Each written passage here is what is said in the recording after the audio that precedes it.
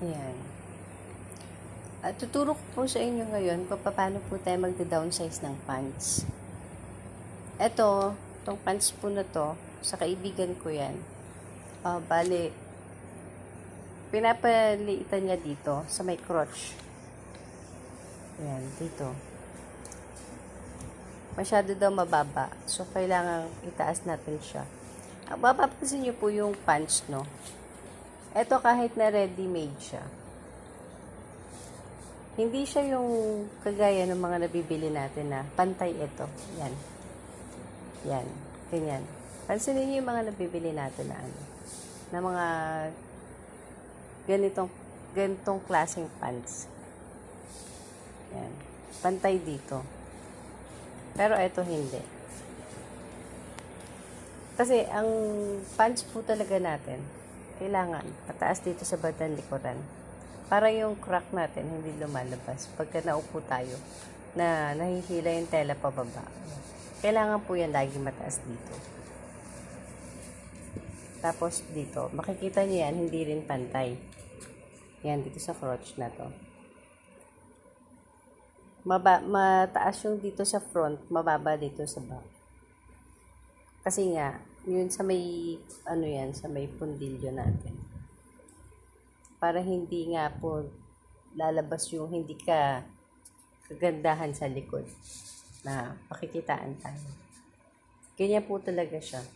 Ngayon, kapag ka po magpapa-downsize ng pants sa mga pwesto, kasi ako po nun, nagpapa-repair din ako ng pantalon.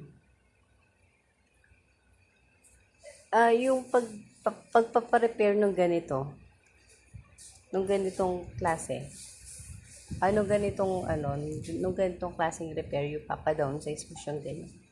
Ano ka na rin yan? Para ka na rin bumili ng isang pants na sa palengke bibilin, ganun. Ganun ang presyuhan niya. Sa pagtastas po ng tela, na nakatahina, ang ginagamit na gunting yung ganitong klase po. Ayan, ganyan. Kasi yung dulo niyan, sobrang manipis. Sobrang nipis po ng dulo niyan. Tapos, umpisahan po natin magtastas dito sa may paanan na to. Yan, dito sa may paa. Papunta po sa kabila. Sa kabilang paa din. Yan, dito. Tapos, tsaka natin siya i-adjust dito. Papakita ko po sa inyo mamaya kung paano po yun.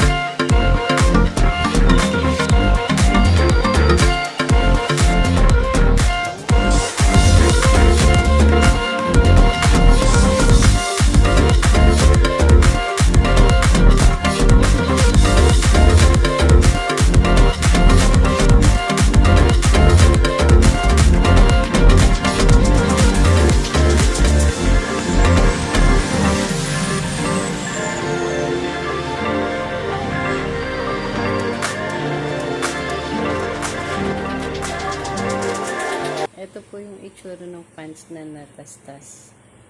Ready na siyang masukatan para ma-downsize na natin siya.